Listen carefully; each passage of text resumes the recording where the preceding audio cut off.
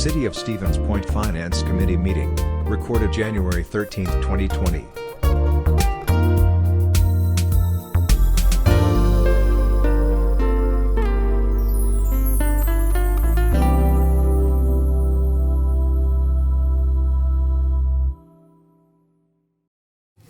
Good evening, everyone. We'll call the Finance Committee meeting of the City of Stevens Point for January 13th, 2020. It is 7:01 p.m. Thanks, everyone, for being here. We are going to move on to our second item on the agenda, which is funding for the emergency management functions, which we had discussed previously. I don't know if there's anything more to add. You already came to the podium. If committee members have any other questions about the funding? Do you need a motion? I would need a motion, yes.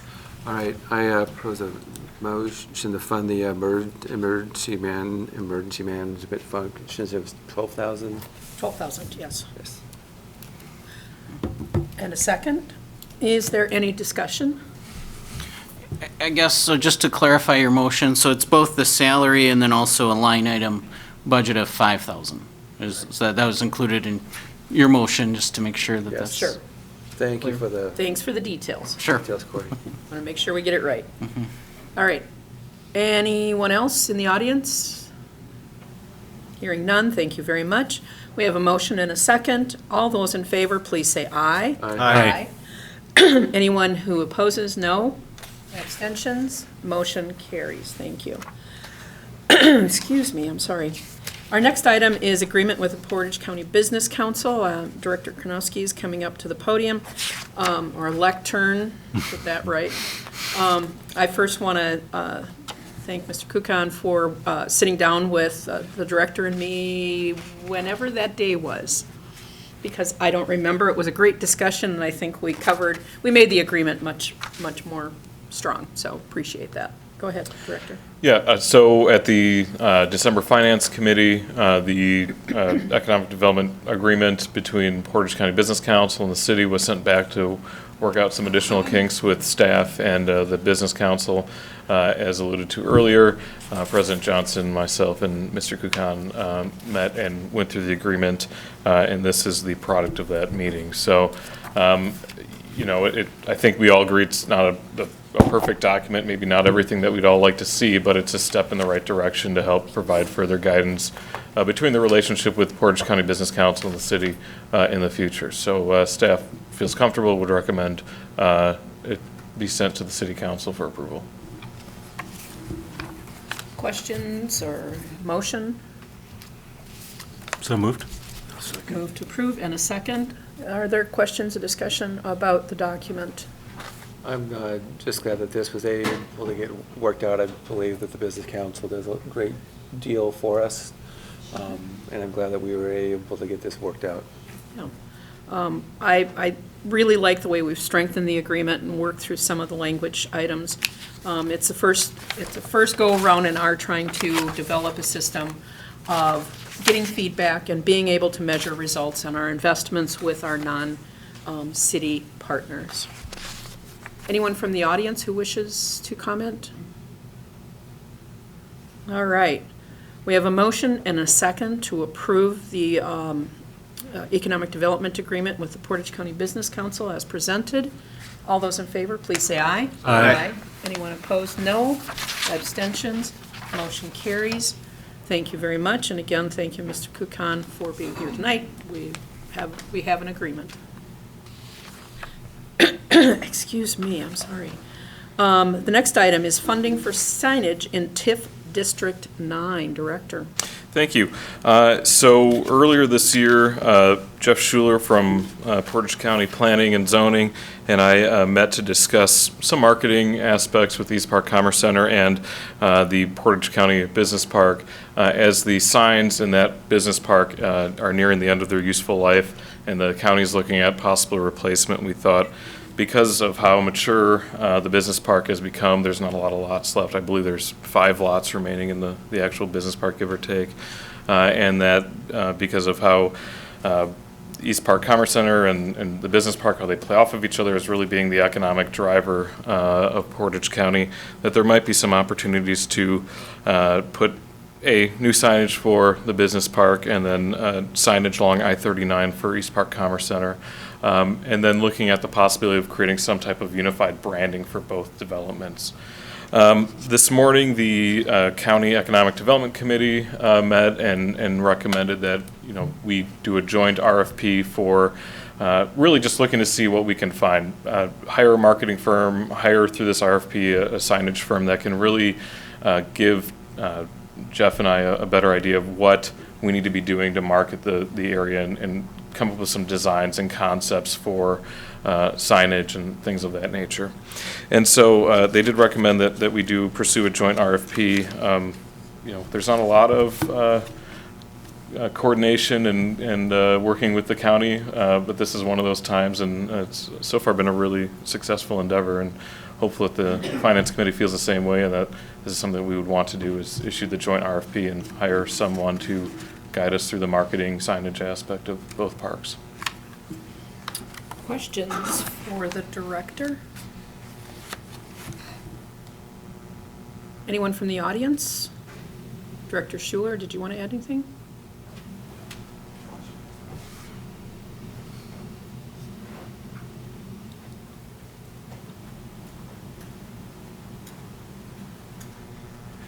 Jeff Schuler, Portage County Planning and Zoning Director.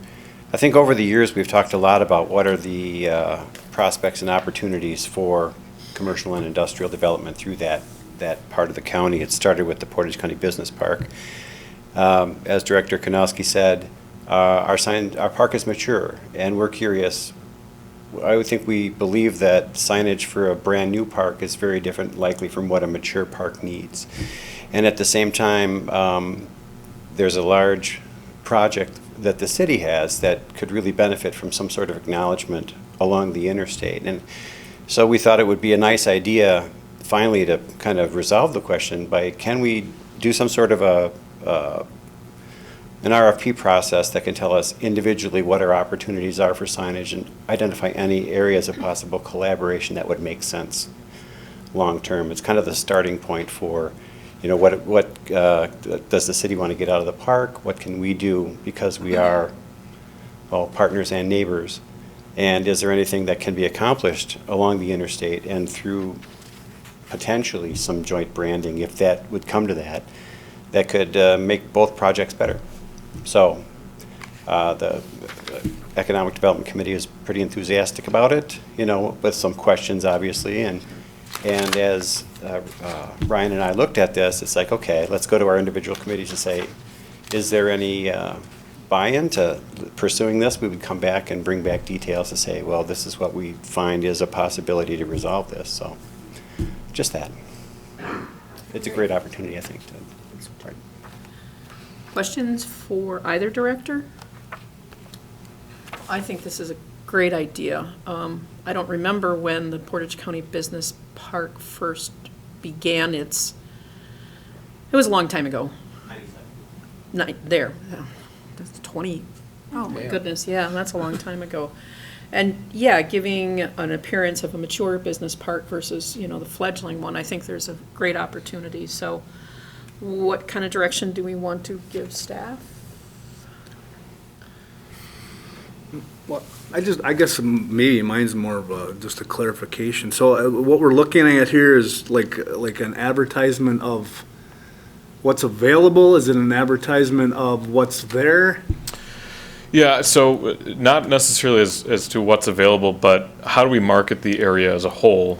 So you've got the Portage County Business Park on one side of Burlesque, and then you have East Park Commerce Center on the other side. Mm-hmm. But really, when you go into that area, you don't feel as though there's two separate business parks there. You feel as though you're in one neighborhood, for example. Mm-hmm. Obviously, just from the pure marketing and the city and the county standpoint, they're two separate developments. But as they've played off of each other, and as East Park Commerce Center continues or starts and continues to grow, a lot of that success can be attributed to the success of the business park. And as Mr. Schuler said earlier, that's a maturing park. They don't need to have such a large presence on I-39. East Park Commerce Center, being off of I-39, would benefit greatly from having some type of signage in conjunction with the business park on the I-39 corridor.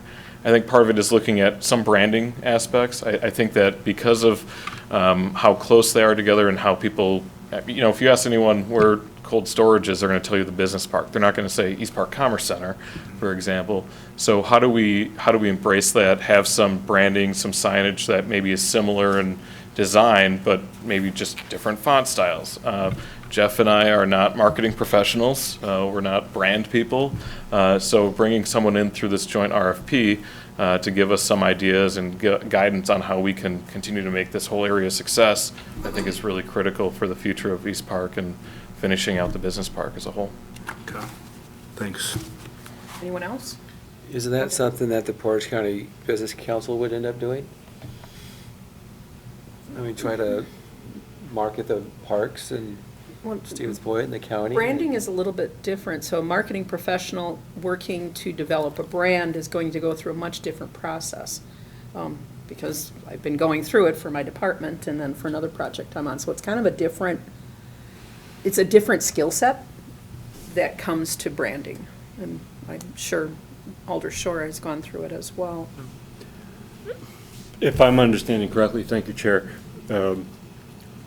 We've got the two areas that have been publicly owned by the two different separate entities, under the different names. And sounds like the idea is that it's time for a fresh look at how this area is perceived.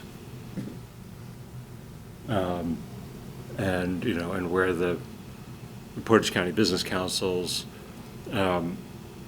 concerned about the whole, regional economy of the county and the city within it. This is about, this industrial park area or business park area where, as we know as well as anyone, the county and the city have been developing lots for one business or another, and that now's the time to look at the perception that's created, what it's called, how it's seen. Does that sound basically right? Yeah, so the business council's role in the Portage County Business Park and East Park Commerce Center is one more based on site selection and assisting the city and the county in advertising for that through site selection magazines, things of that nature. Okay, thank you for clarifying that. I didn't know how the There tied into it is specifically. there is a long-term plan to create a separate governing body once the county is completely out of the property development game in the business park. There is a long-term plan to create an organization of business park owners, representatives that would help manage like the fountains and the mowing of the boulevards and things of that nature, and that could include the signage. And that was a discussion that we had this morning a little bit with the Economic Development Committee at the county is, as the business park phases out of county management and into its own entity, how do we create that? How do we make sure that the operation of that business park is consistent with what the original goal was in '97? And the RFP obviously, I guess, would provide for consultation with the businesses that are there. Yeah, so that's one thing, is that we would expect the bidders to go out and have conversations with existing companies within both business parks to find out what they need or what they think the business park needs in terms of signage and additional branding and marketing. There's another. No. Oh, come on down. I guess a point I wanted to emphasize is that I see where you might wonder about the marketing aspect of it. And it's not to create a program to sell lots or to sell land. When I mentioned before, it's both individual and the possibilities for combined. As Ryan and I talked about this, East Park doesn't really have a plan for, a solid plan on how it wants to identify itself, right? It came out of the chute as at the time the largest shovel-ready project in the state, and now as it's going to be developed, you've got a great start to it, and there's other things that are being discussed. But there's no plan for, in general terms, given a development pattern, where signage would be most effective for it. You know, in the planned roads, where should it go, how should it be? And I think we have the same question of, now that we're mature, we have 6 signs, some of them seem like, are they really needed? And so we want to know, what do we really need for our side of the park? With those 2 things being identified, it's also, okay, if we both have sign needs, where can we possibly combine and do something better than we would do individually? I think that's really the kind of the 2 steps of it are, what does the county really need for its mature park? In general terms, what might East Park need for how it might develop? And then, are there some really efficiencies or good benefits for doing something together? So, I hope that helps, but it's really, we both have needs, and as we talked about, it's like, why would we do this separately when the same type of process is going to be needed for both our parks at some point? You're You know? kind of occupying the same ecosystem. Yeah. And so there's synergies in that shared purpose, distinctly different, but in some ways shared. Yeah, at a Yeah. very basic level, the exact same thing, so. Yeah. And I like the idea of branding it, because if you go through with, if you try to leap into marketing before you understand your brand, you're probably going to fail. That's a reasonable point. Yes. And hopefully the city will have a plan in the future as we go through our strategic planning, which I know I say every time we get together. I'm so excited about that. So, anyone else? I guess without some sort of, I guess I'm a little foggy on what our vision is here. And That's without because- providing input on, what I feel for direction, I guess it's hard Well, for me to do that without, I think- I'm looking at, like, for instance, Wausau on the west side, they have that large industrial park out there, And crappy signage. Yeah, and that's what, I guess that's what we're Yeah. looking at, is, so basically, is it like signage for, say I'm coming into the business park? I guess that's where it's foggy for me, is I really don't see, I can't understand this vision here and what. Sure. So let me explain, I guess, my vision for this situation. You get the same, you take a sign that says Portage County Business Park with a specific font and a specific sign size and a specific logo. Take that same sign, you put it at the entrance of East Park Commerce Center, and instead of saying Portage County Business Park, it says East Park Commerce Center. So there's the branding aspect that I'm thinking of kind of as the salesman for the city, the economic development piece. Additionally, now imagine you're driving north on I-39. You've got the beautiful new Delta Dental facility right on the interstate. Just north of there, it says Portage County Business Park, East Park Commerce Center. A nice size sign there. It creates the sense of excitement. It creates a sense of place that businesses want to be. And then right as you drive past here, you see the Skyward building, that kind of a thing. So, there is there's some benefits for businesses that are located within the business park. There are going to be some benefits as East Park Commerce Center matures of being in the East Park Commerce Center. But as a whole, because they're not geographically separated by miles, it's important to have that brand of East Park Commerce Center and the business park on the I-39 corridor, and strategically looking at where do signs make sense. And so that's what we're trying to get at with this RFP is, I can have this grand vision, but my execution is limited because of my limited experience with branding. So does that help? Yeah, it does. Okay. Yep, and I guess, as I'm perceiving your vision, kind of giving it an identity and a place. Yeah, I think that's absolutely correct. Okay. Yep. Yeah, question I have, like, when it's at the whole thing is like funding for signage. I mean, just put it in RFP to find, I mean, is there a range Well, of how much they're looking at, or? I'm assuming in your budget you have some discretion on, for your marketing budget? Within my budget, yes, I believe I have a marketing line item, but that's, this would be billed to the TIF district, would be which is billed to part the of TIF, okay. the promotion, which if you read the TIF plan is included in the project expenses. Imagine if you want to see the RFP come back, you 'Cause I can come know back. Signage isn't cheap. Well, we're not, this isn't signage, For this is just a about plan. a plan for it, Okay. yeah. And I, Give us a playbook, essentially. Right. and I think it's, I mean, we're basically marketing it, and I think it's a good investment. It's another, I guess, another tool, to market. Absolutely, So I absolutely. mean, I can't see why we at least shouldn't look into it. Oh, I agree. Yeah. I agree. Okay, perfect. Go forward. Thank you. Thank you. I can't wait to see the results, actually. All right, item 5, update on the status of the Fox Theater project, review of related projects, financial implications, and options on the future, discussion only. Typically, I wouldn't predicate an agenda item, but I am going to for this.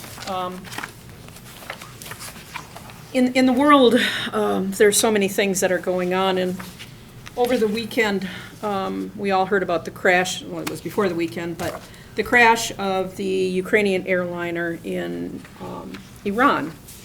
And Prime Minister Trudeau said there needs someone needs to take responsibility for this. And as I was listening to that, I thought, well, that's true, but it doesn't change the outcome of what happened. 176 people are dead. Political tensions have risen to a new height, and it doesn't change things. I tend to be a person who focuses on going forward by learning from the past. During this discussion, I am hoping that we can do this in an appropriate way. I expect no character assassinations. I expect no finger pointing. I expect a civil discussion without emotion, and so we can evaluate the facts so that we can move forward. I want us to be able to learn from the mistakes of the past, and there's plenty here for all of us to share, including myself. I always put myself first, and when something happens in my department, it's not my staff that was wrong, it was me. So I'm hoping that we can learn from the past so we don't make mistakes for the future. And I hope we can also have a discussion about the next steps on what we're going to do with whatever remains of this structure. And I will shut down any conversation in which I feel people are being unruly or calling out names of people and casting dispersion. It's an inappropriate thing to do. If you have facts related to it, it's different, but it's not helpful. So Alder Jennings did request this on the agenda, and as such, in speaking with her, I told her I would give her the floor first, and then, of course, Director Kornuski has a number of items that you will follow up with. Thank you. And I'd like to thank President Johnson for adding this agenda item. And I'd like the public to know that there is a memo included in the finance packet that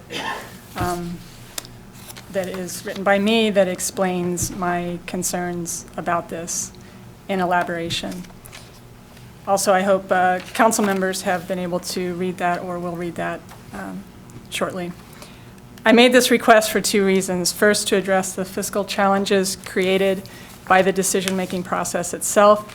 Second, to shed light on actions that have undermined transparent government and to set a course for improved legislation related to historic structures in the future. I'm not interested in rehashing 40 years of neglect and decisions. In fact, I view that as a distraction from the current issue. The decision to raise the Fox happened since July, and we made those decisions.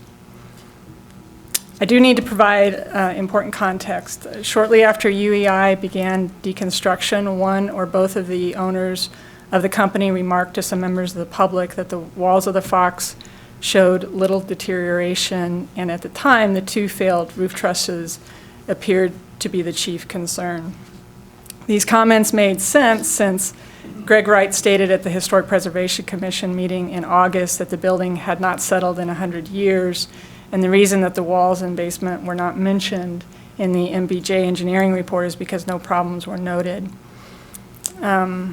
Ionic structures and design, which I assume will speak on this issue, do not recommend retaining the front 1/3 of the structure, since the roof trusses in this area are deficient and the slope of the first floor makes the space difficult to use. It's reasonable to conclude from the Ionic report that the front 1/3 of the building could cost as much as $1 million to stabilize. If the building is not demolished, as the Ionic report recommends, staff and the mayor need to explain why they are picking and choosing information from various sources and ignoring the recommendations of Ionic. I wanted to sort of step through some timeline, but that will take too long. I gave to the clerk abbreviated timeline. I just want to make one point about the raise order that was issued on the 22nd. It was based on 2 components by statute, public safety and the reasonableness of repairs, which for historic structures is 85% of assessed value. I just wanted to point out that council and historic preservation were not informed that in 2014 the building was reassessed from $104,500 to $10,000. So 85% of $104,500 is $88,000. Could that have covered the punch list that the building inspector submitted? Possibly, possibly not. But it would have been information that likely would have raised questions from the alders and commissioners about the abstract nature of the reasonableness clause in the raise order. So I'm going to skip over all of that and just get, in short, divergent claims about imminent collapse that could imperil adjacent structures. The walls are the same as they were 100 years ago, and the main problem are the 2 failed trusses. All the trusses are failing and must be replaced, or this is a promising redevelopment opportunity, cannot all be true at the same time. And yet that is exactly the narrative that unfolded to council about the Fox. City Council has been required to make an important decision that will cast a long shadow into the future based on partial information and contradictory information. This issue has tainted my view of local government and eroded my trust and confidence in how the city makes decisions. So the question is, and why this is on finance, is will you tear down the entire building as the Ionic report suggests due to the costs? If not, how will you pay for stabilizing the building? Thank you. Thank you. Director Kanowski.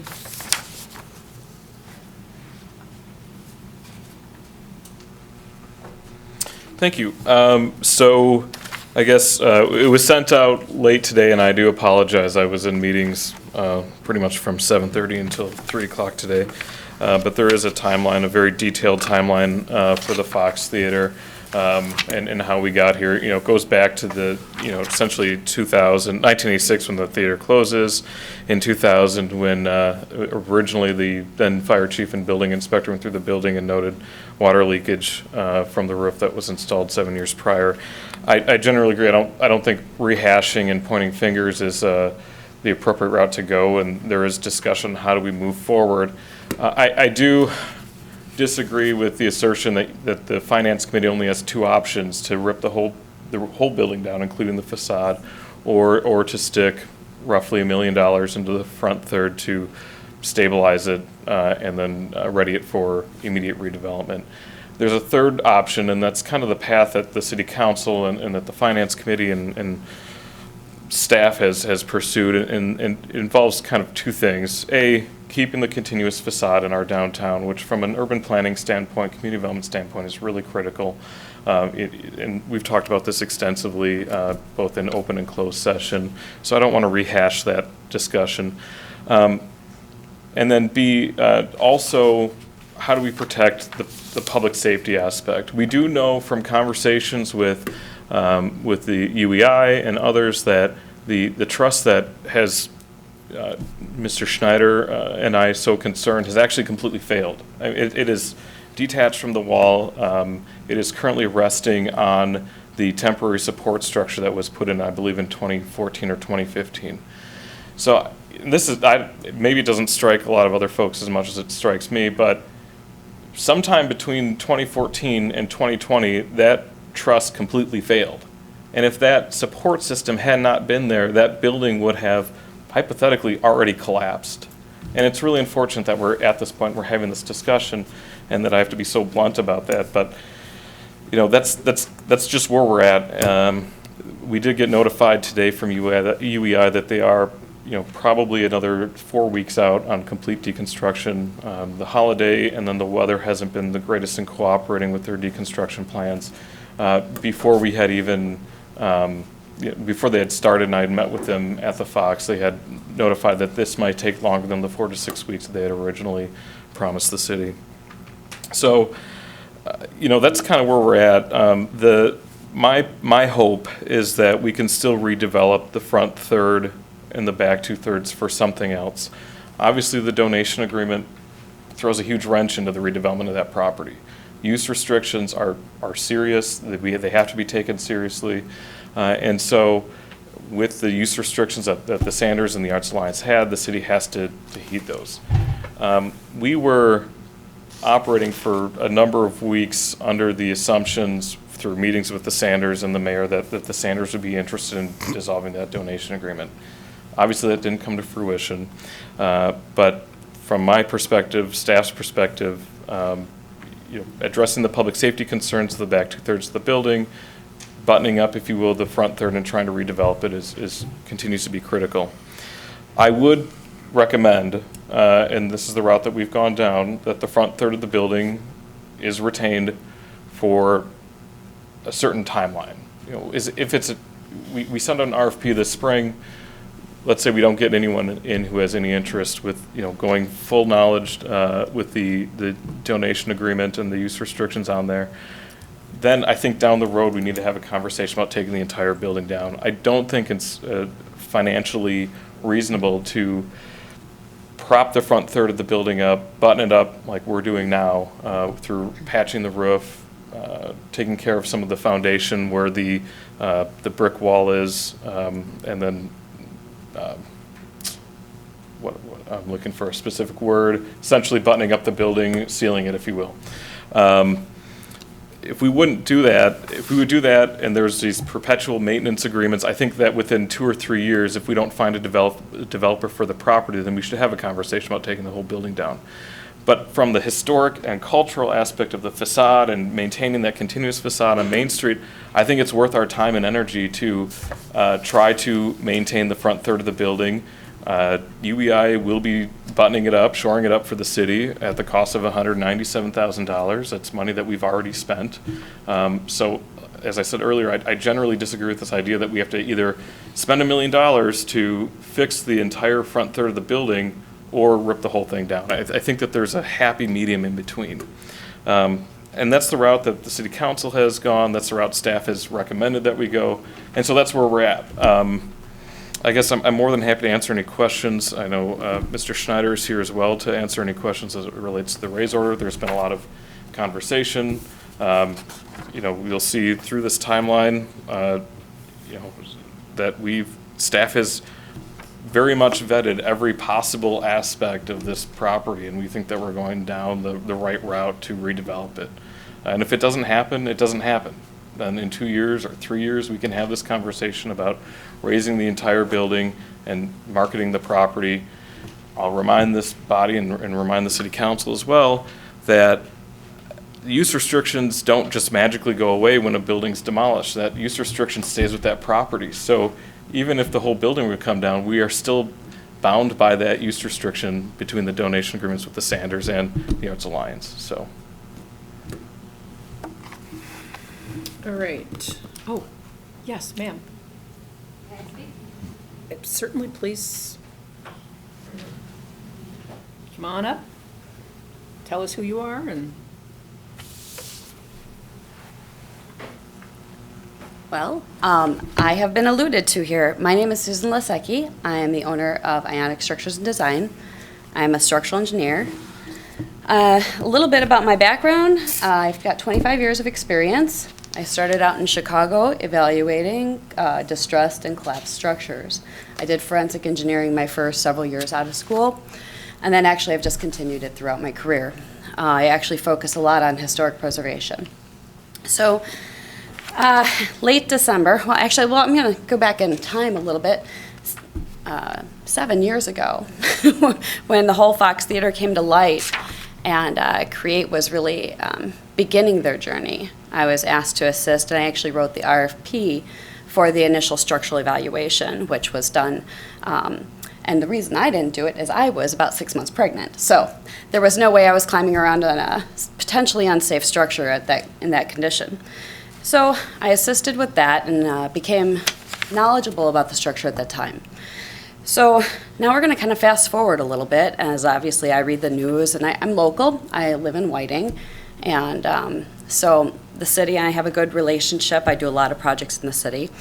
And DJ called me. Actually, I walked through the building with DJ and Mayor Wiesa in November, and we looked at it, and it was very much as I had remembered 7 years prior. I have a lot of experience with historic trusses. So one of the challenges with trusses, and I'm just going to kind of go through why are we concerned about the whole building falling down when the walls are in good condition? Well, because the trusses are in very poor condition. And lumber that was used to construct trusses 100 years ago was not treated. Now we treat the material so that, if it's embedded in something that's moist or damp, that it's not going to deteriorate. Well, the way they constructed these buildings is they would build these big heavy timber trusses and they would be embedded in these masonry walls. Well, what happened over time with these masonry walls is that they absorb moisture, especially if the roof is in poor condition and if you have moisture getting in through the parapets, the ends of the trusses start to degrade. So you end up with this collapsed condition caused by degradation of the ends of the trusses. Now, simply because one truss has collapsed does not mean the rest of the trusses in the building are probably in good condition. In fact, it usually yields the opposite. Usually what you find is that trusses are all in a similar type of condition, and they do have somewhat of a domino effect. If one truss fails, obviously that load has to be carried by an adjacent truss, and it goes on and on. Another thing that we learned about truss design in the 70s was that the tensile capacity of trusses in wood in tension versus in bending was different. It was assumed that it was the same for many, many decades. But in the 70s, there was greater testing developed. And what that proved is actually the tensile capacity was half of what the bending capacity was. So all the trusses, these old heavy timber trusses that were designed 100 years ago, were woefully inadequate in tensile capacity. So for many decades, I have been designing the strengthening of these old wood trusses. And usually it's done with tie rods, but you have to understand that these are usually very under-designed by the change in engineering knowledge. And another thing, it was even talked about in the Jorgensen report, I think that's how you pronounce her name. Let's have to look. I'm sorry, Meyer, Boardman, and Johnson. I think I combined all three names there into one. Another thing that was talked about in there is the connections. They've got nailed connections. Now, these connections weren't really engineered. A lot of things 100 years ago were built by craftsmen. They didn't necessarily run their calculations in the way that we do them today, or run a full analysis. So the connections are very unfortunately almost always very under-designed. And in order to repair a truss, you have to go in, put in all kinds of metal plates and bolts. And so you can imagine now what I'm seeing in the world of the trusses. The trusses are in the building are not okay for the whole building. Okay. Well, how do we stabilize the walls? The walls have to be stable at the top and the bottom. The bottom's no problem, but if the trusses are no good, then they're not okay at the top. So why did I write this report on the 23rd of December, which is really what I wanted to do the day before Christmas Eve? It was because the city came to me and said, how can we save this building? I said, well, here's what I would do. I did the restoration of the downtown grocery in Wausau. If you remember, they had a big fire years ago. And they wanted to save the building. But there were problems. We had a load transfer mechanism in the building where we were trying to replace members that had deflected, had sagged 3 inches, and we had to butt them up to ones that were now going to be straight. And there were all kinds of deficiencies in the building. So we thought, how do we fix this building? We ended up pulling the structure out of it, retaining the exterior shell, and building it anew from the inside. I see a very similar path on the Fox. It's actually the only path I can see, and this is why. Because of the slope of the first floor, any business that went into this space needs a flat floor. I mean, there's very few businesses that can utilize a stepped facility. So in order to make this usable, we have to replace the first floor and make it flat. Another thing is the stairwells. When you start looking at reuse of a building, now you have to come under current code, which means they would need 2 egresses, one from each corner of the building essentially, and they need an elevator. So it's a pretty massive undertaking. So in order to do that, you have to have places where these stairways can go and exit, and you kind of have to reconfigure everything. And the stairways that are there right now are in very poor condition. If you walk up them, you might feel like you're in a V8 commercial a little bit. So if you remember those from the 90s where you're kind of walking sideways. So that is the reason why in my report I said, okay, if you want to, this is my Hail Mary pass I'm throwing out to you. It was like from the game last night. And this is how we do it. You have to pull your structure out from the inside. You have to stabilize and create a new floor system. If you want to make this the best bang for the buck and able to reuse this building, you put in a second floor across the whole building, because then you're maximizing your square footage. And the roof structure can be anew. You can clear span trusses. And it works out really well. Another challenge is these masonry walls. They're in great condition, okay, but they don't meet code. So they actually have to be braced. If they, there are limitations on unreinforced masonry heights under current code, meaning that you can't have a 35-foot tall wall that's unreinforced in current code. So they would have to be braced.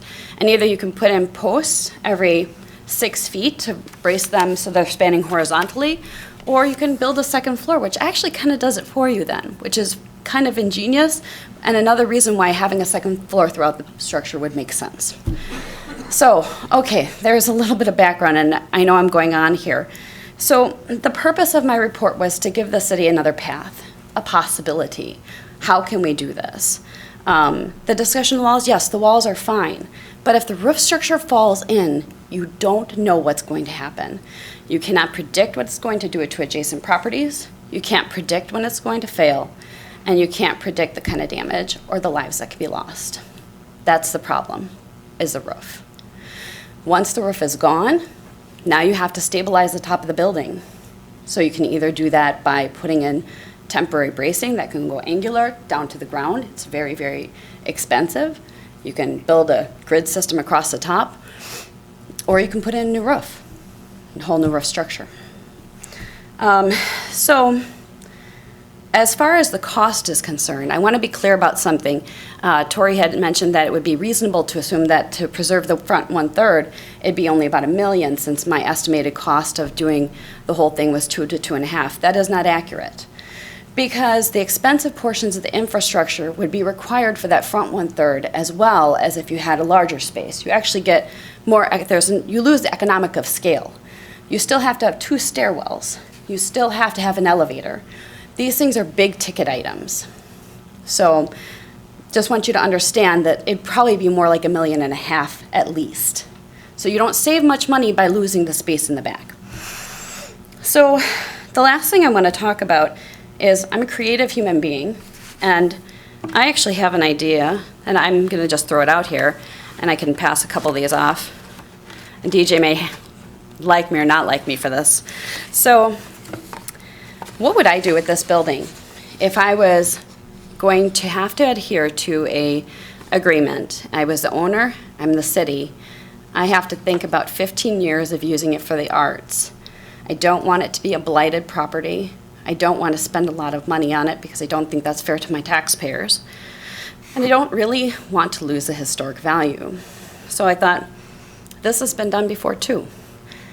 What if you preserve the south wall, remove the marquee, restore the original south face? Take that front 1/3, remove that too. And actually, that's a garden. Let that raise up to that existing stadium seating. Right now, they've got this beautiful concrete structure that goes down. And let that be an outdoor pavilion. And all you need to do is build a new stage at the bottom. It'd be kind of a cool thing to do. I just kind of sketched up an idea. You do have to have a steel structure behind that front south wall. You can brace it back. You can do it in a beautiful architectural fashion. You can do curved trusses. You can do all kinds of things. If you want to see some curved trusses, go look at the new Woodlands Church. So we've got lots of them on that one. But if you'd like to take a look at this, you guys can pass. I just print out a couple of them. Pass them down. But, so that's the skinny of it. If anyone has any questions for me, I'd be happy to answer them. Thanks. Thanks. I love Downtown Grocer. Thank you. It's a great space. It's an awesome space. And I love going there to eat, but I just love going there because it's spacious and open and wonderful. It's a great asset for downtown. It's a cool place, and the owner is really neat. He's Yeah. actually an architect. Oh, okay, I didn't know that. The food is amazing, so Yes. putting in and I work up there, that's why I know it so well, so. Yeah. All right, questions? Thank you, Ms. Thank you. Lasecki. All right.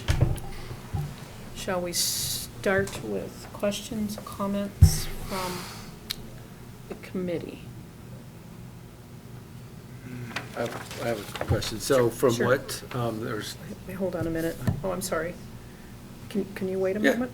Okay. Sir, if you'd like. Please, at the lectern, please. Donald Sanders, Madison, Wisconsin, obviously connected to the city to a great extent. There's some good news and some bad news. The good news is that the work that has been done to this point would have been done part of a restoration process anyway. As such, it was not wasted. Rather, it is only a little bit ahead of schedule. Balcony seating was not like that which is standard in today's market. The need for wider seats and increased legroom made reconstruction of the balcony a desired goal, one which, in the scheme of things, would have been put off until a later date. But since it has now been done, that's work that would have been done in the future. So again, no wasted money, just spent a little earlier than it had to be. Interior finish material has also been removed from the auditorium. While the material was code compliant, it was out of character with respect to the age of the building. And since its installation in 1937, it has been deemed as a non-historic element. Again, removal has not been any particular catastrophe. So again, it's not wasted money, it's just a little early. Now the potential bad news is that if demolition continues literally beyond today, there will be a complete loss of tax credits that are available to National Register properties. This will mean that historic tax credits of 40% and potentially 50% of the cost of restoring the south third of the building will be lost. This will have the effect of doubling the cost of restoring the south third of the building. Not an insubstantial change. This could quite possibly have the effect of preventing any renewal of the south third of the building. The decision to demolish the theater was done without consulting the council. The problems identified by the building inspector could be resolved in one of two ways. Either demolish the Fox Auditorium, which is the current plan, or fix the problems identified. The city and previous owner chose to adopt only for demolition. Observing this absence of any effort to preserve the enormous potential of the Fox to be a catalyst for downtown revitalization that historic theaters are known to be, we proceeded to develop an alternative path to save the Fox. You probably heard, say, no end of time, Meyer, Borgman, and Johnson did the 2014 comprehensive structural analysis of the building and identified 12 items that needed attention. Subsequent to this visit, a 2018 reinspection was made to determine if any substantive changes have occurred. None were found.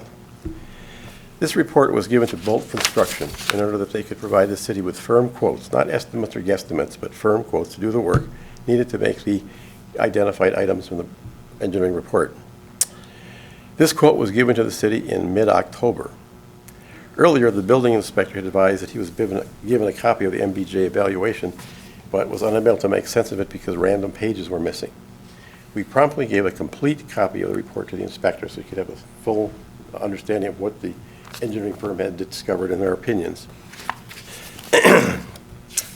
Once the MBJ was able to sever its connections with the Fox LLC, they provided a contract for engineering services to oversee the work to be done by Bolt to make the repairs needed to satisfy the building inspector's orders and lift the raise order. This contract, together with the structural evaluation and the quotes for the work, were presented to the city. Given that the proposed construction schedule anticipated accomplishing repair of the weakened truss by the December 15th deadline established by the building inspector, we fully expected the city would proceed with repair of the trusses because that was the most rapid way to do this. The demolition was going to take a whole process that still, as we see, hasn't been accomplished yet. But they did not elect to repair the truss. Quite independent of any review by the council and disregarding the community's desire to see the Fox reopen as a theater, the city proceeded to present the council with one option only: demolition. At no time was the council made aware of the path to stabilization that was presented to city staff. I think it's a major error. There was an alternative to this that was never presented to council for their consideration. Rather than present both sides' options to the council for consideration, the council was just given one single choice, and they just basically had to vote for demolition. They weren't given any information or any options other than demolition. The council was forbidden to contact the demolition contractor, who was amazed that the building was being demolished. They found it odd that this was being done because they didn't feel it was what they'd seen in the past. At this point, if the front third is to be saved, the demolition must be stopped. The auditorium must be stabilized so that sufficient time may be allowed for the planning process that was to have been accomplished by Fox LLC to come up with a solution. I also have to point out that prior to turning over the Fox to the Crate people, the steering committee had engaged a theater consultant to put a fully configured plan for the operation of the theater as a live theater. Market analysis, cost of operation, the whole thing. This was just put aside by Crate when they took over. A number of things were tried and failed, and so now that's why we're here at this point again. So we really have to take another stab at it by someone who's really committed to restoring the theater as a theater. And just to make a couple comments on the presentation you just heard, the Meyer Borgman Johnson report is taking a perspective which I think is more appropriate. In the building code world, there are two kinds of codes. There's one code for new buildings and another separate code for existing buildings. As you can imagine, in 1917, when the building code was implemented in the state, the new construction was going to be a lot more stringent. That's why they put the code in, to upgrade buildings. Well, what do we do with the other buildings? Just tear them all down? No. They had a procedure and policies that handled modifications, et cetera, to these buildings. And today we have the International Building Code instead of a number of codes around the state, we have pretty much one code now. And they also have created an existing building code. And basically by law, that's what you judge an existing building by, not by the current building code. So when I hear comments made that it doesn't meet current code, that's inappropriate. Are you an engineer? Architect. You're an architect, Yeah. okay. And my background is in codes. Yeah, I needed to clarify Yeah. Oh, yeah. that. And again, we'll just leave it at that. Okay. And so the legal standpoint, if you write orders against the building under the current building code, they will be thrown out because that's not appropriate, it's not legal. The legal procedure is to use the existing building code. That's what Mayor Bortman Johnson did. Now, another thing, to make a long story short, I went down to Madison to consult with the safety and building staff, which is the people who approve building plans. City is available to review plans up to 50,000 cubic feet. Anything bigger has to go to Madison. Right. So this building would have to go to Madison. So there's some questions and some proposals, and I wanted to get some clarification. So one of the proposals was opening between the walls, between all the buildings, which is a big no-no. But, again, being aware of the petition for variance procedure, which says you can do these things that would normally not be permitted by the code if you establish equivalent safety by doing other measures. So you negotiate those with the people in safety buildings. So I went down there and discussed that, came up with a solution. While I was there, I raised one very serious question in my mind is large ballroom in the front has one exit going down, 2 stairways, but that's one exit, which is, as the engineer said, is not a good thing. However, under the existing building code, that's allowed. I specifically asked the reviewer that I was dealing with, is this going to be allowed in this situation? They said, yes, as long as there's no change in occupancy, which there isn't. It's the same as it's always been. So, in point of fact, the code which applies to this building, the existing building code, allows one exit to be maintained. So, stairways, double, not needed. It's code. Not sure I'd go into a building with one exit. Well, I share your concerns. That's why, in our looking at the building as we proposed restoration of it, one of the things I wanted to see done, and I think is a good idea, is to enclose the fire escapes on the side, this open area that separates, the walls are separated from the adjacent buildings by 4 feet, in this area where the trusses are of concern. So it's obviously icy and it's cold and it's a stairway and a fire escape is not a good idea. So the idea was to put a roof over there and close them. It solves thermal issues, and as you continue beyond the end of the building where the adjacent buildings no longer exist, you build a wall then out that provides the enclosure, putting the stairways out at the, where it was the driveway now, which would be then be part of the, would eventually be part of the stage as it's rebuilt. So by incremental methods, and that's how these restorations are done, by incremental methods. You don't do everything at once. You do step by step by step by step as time and tide allows. So by constructing these, enclosing the walls, solving thermal issues, and then extending the walls beyond where there is no adjacent building, they will pick up the wind load at that point. So We're not, I don't think we're going to solve all of the no, engineering. no, yeah, I don't want to get into that, right, but there are just. And we're not going yeah. to get in a debate But on. the key thing is the assessment of the building based on the existing building code is not legal. I mean, it's not enforceable. It's not appropriate. That's why there's an existing building code to handle these kind of Why we have situations. building codes, Yeah. though, so, The existing Building building inspectors. code. and building inspectors, so, thank you, sir. Any questions? Question? It's going to be a long night. Yes, ma'am. I would like to clarify something, yes. Certainly, you, please, up. Up to the podium, Yes, please. the international existing building code would come into play. Wait till you get to Wait, the wait lectern, till you get- please. please. Because the woman in the back is recording that, and the people at home won't be able to hear you. Oh, okay. Yes, the international existing building code would apply. However, the level of alterations would far exceed levels A or B, requiring it to go into level C, which requires you to comply with the IBC, which is for new structures. You cannot take the structure that has been unoccupied for 40 years and apply the IEBC at a level A or B, which is basically finishes and things like that. This requires major structural repairs. It falls into category C. I am well versed on the IBC, the IEBC, and the IBC applies to this building. That is a lot of acronyms, so. Yes, Yes. the IE means international existing, and the IBC means just International Building Code. So I've I worked wanted with to enough clarify engineers that. in my life, yes. So I wanted to tell you, I had a conversation with both the engineers that wrote the original report. And they were very clear with me that this report was written for stabilization purposes only of the failures. This was not written for reuse. Thank you. Mr. Schneider, you get your turn.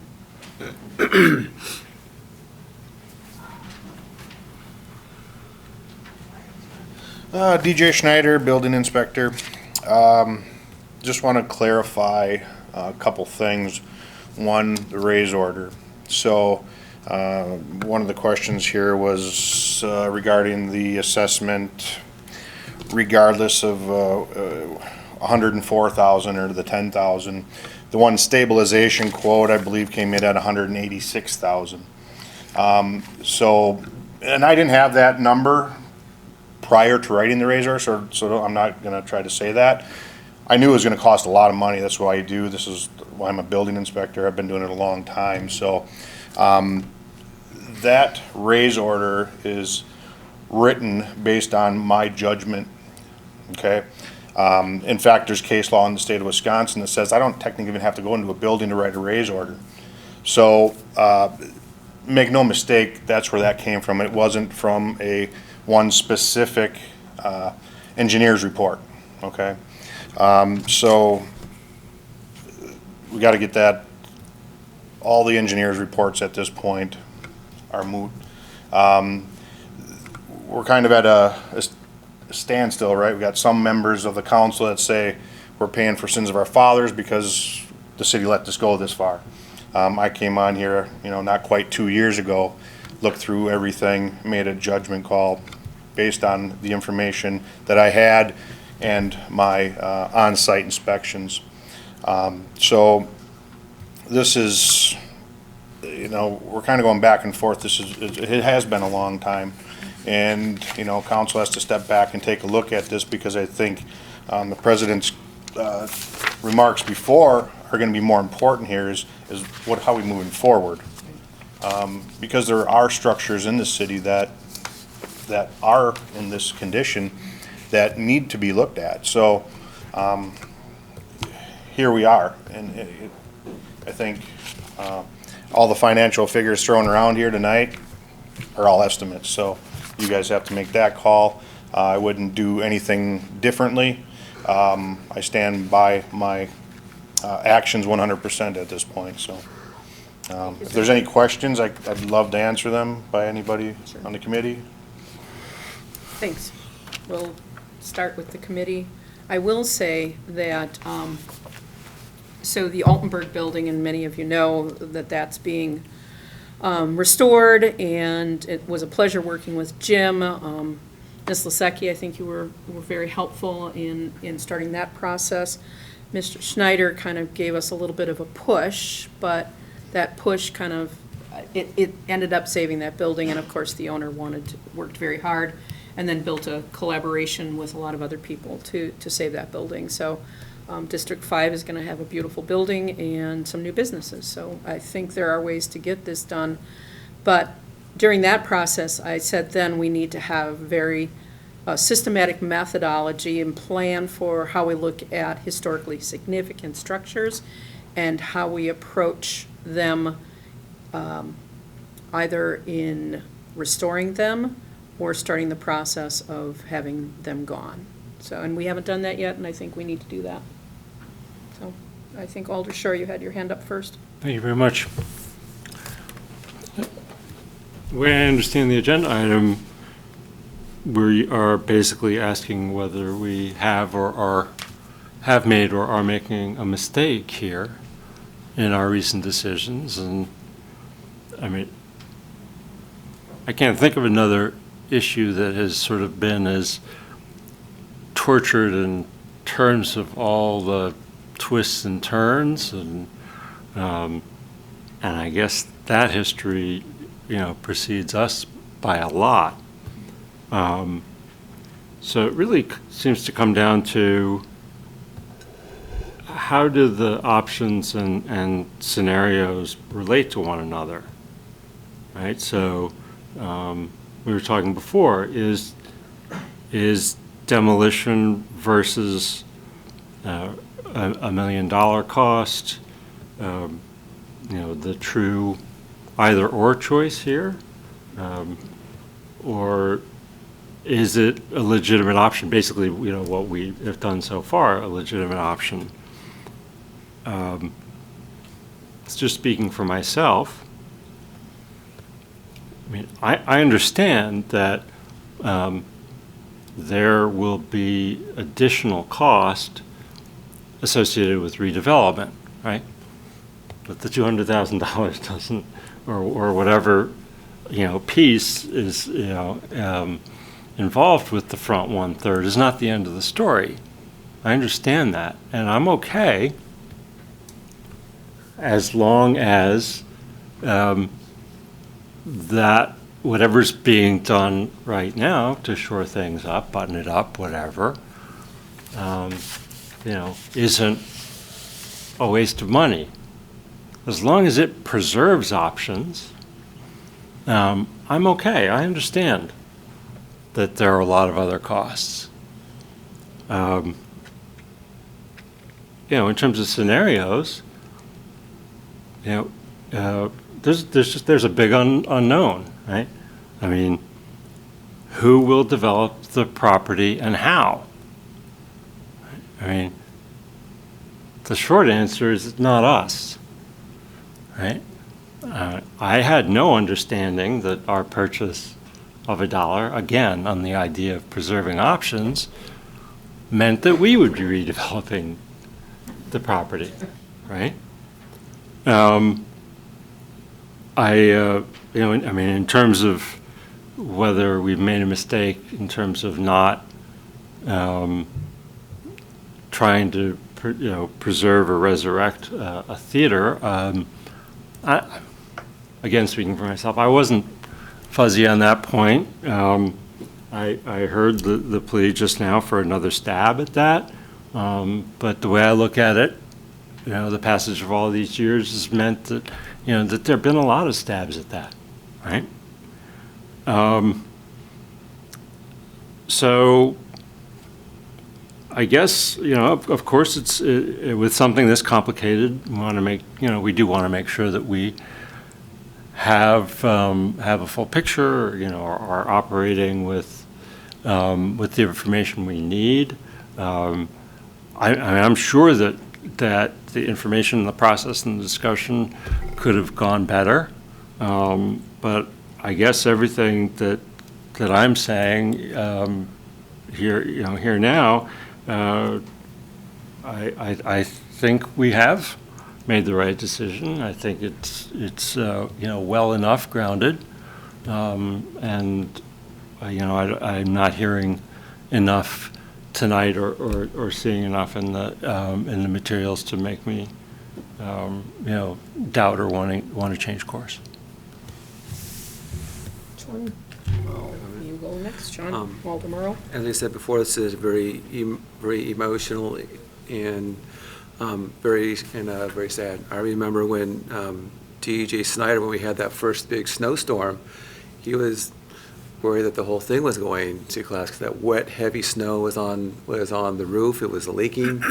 Trusses were failing, and as we heard, if that roof would have come on down, I mean, that would have damaged the walls. That would have damaged the other businesses on either side. I mean, we are where we're at. The years of water leaking in. I mean, as we heard, the walls were fine, but if that roof would have caved with all that wet and heavy snow, we'd be having a totally different talk. We are where we're at, and I don't feel that we made the wrong decision with this, given the state that the building was in. I mean, that was very telling by him. Like, he was worried, couldn't sleep at night, thinking it was going to come on down, and then the ramifications of that, we'd be here with a bunch of folks upset that their businesses were hurt, damaged, and maybe people would have been hurt. Alder Slominski. As I've said in several of the meetings discussing this, that building has it means a lot to me. I mean, I grew up here. But, I think that this building has had its several chances to, be saved and be redone, and I think it's gotten to the point now where, yes, I mean, we could easily save this building, even the rear portion, but I don't know if we as, representative of the taxpayers, we have to use, be fiscally responsible for taxpayer dollars, and I just don't think that, it's not something that we can do as a city to take on that responsibility of renovating the back portion. So again, it's unfortunate that it's gotten to this point, but I guess my mind hasn't changed. I mean, I'm not, as much as I hate to see it happen, I think that's our only option, is just to continue moving forward as we have planned, so. Other members of the audience? Oh, well. Ma'am, we'll take you since you have not yet spoken. Andrea Olson, 410 Franklin Street. My biggest concern right now is, yes, it was a beautiful building. It's been here for a really long time. I remember it my whole life. However, now, because the Sanders family never signed the document saying that, or stopping the, what's it called?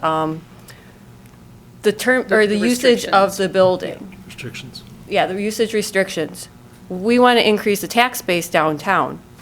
Do you think that anybody other than a not-for-profit is probably going to even look at that again? So is this going to get resold back to Create for them to then try to raise funding again? Or is the city going to sit on this for another 30 years while we wait for somebody that just happens to want to open up a theater or something with the arts, where we already have Gallery Q next door, we have 2 more galleries down the street? Or are we going to try to find somebody that's going to combine all the galleries and use it for arts? Or are we going to wait the 15, 20 years, whatever it is, that we'd have to wait before a real developer could use that space? Because right now, as long as they don't sign that document and we leave the front of the building, we could be sitting on it, and who knows, the city could be stuck with $1 million. And I'd rather have somebody come and fix my house than for $1 million and have a really nice house that then I could buy back or something like that happen.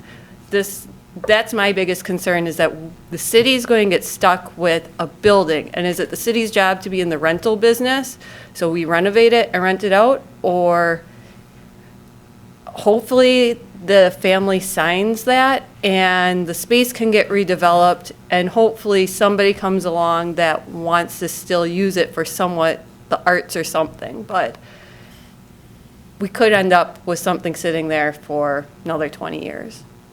Thank you, ma'am. Director Kanowski, since you were headed that way before.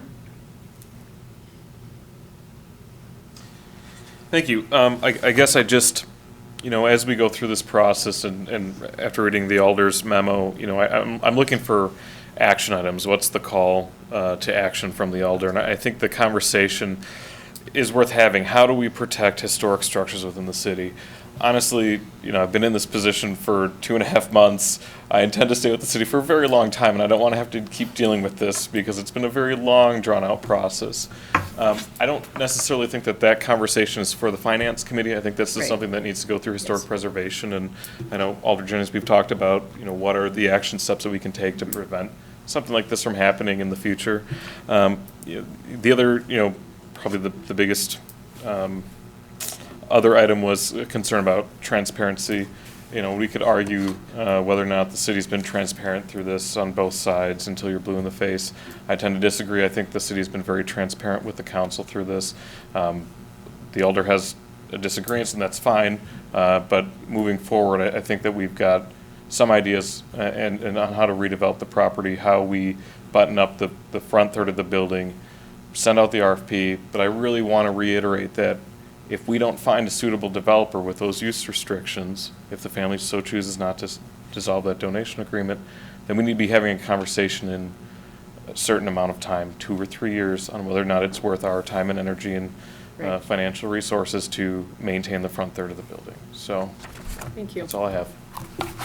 And I'll just add, and the reason I put this on finance was because this has financial implications for the city.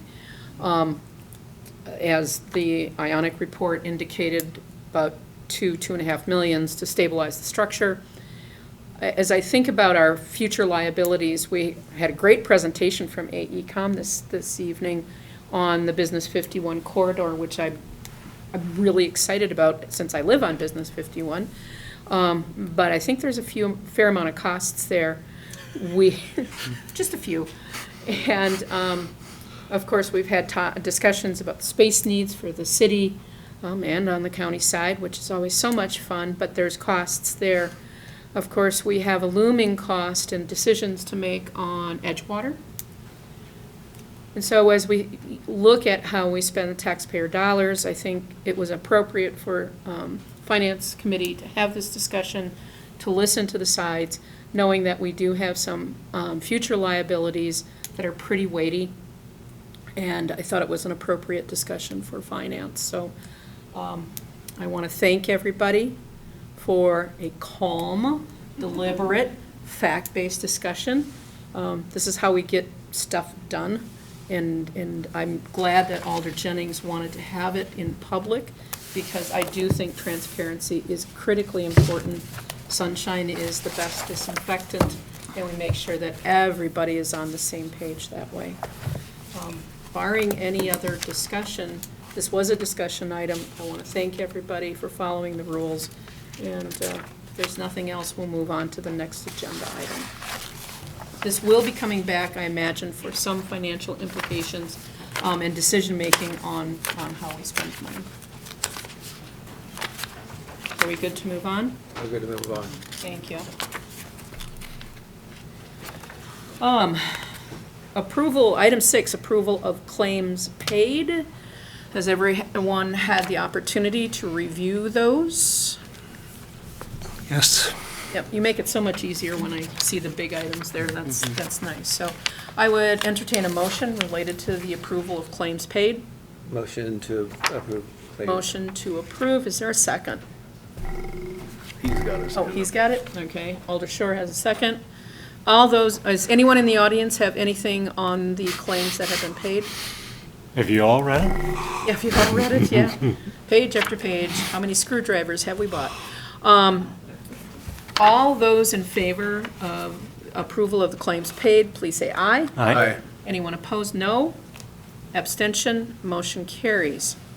Item 7, we have adjourn into closed session approximately 7 p.m. not pursuant to Wisconsin statute 19.85 paren 1 paren E, deliberating or negotiating the purchase of public properties, the investing of public funds, or conducting of other specified public business whenever competitive or bargaining reasons require a closed session on the following: negotiating the terms of sale of land within TIF districts 6 or 10. I would entertain a motion. So moved. Second. There is a motion and a second. May we have a roll call, please? Slowinski, Aye. Morrow, Aye. Shore, Aye. Johnson. Aye. We are in closed session at 8:19. Thank you, everyone.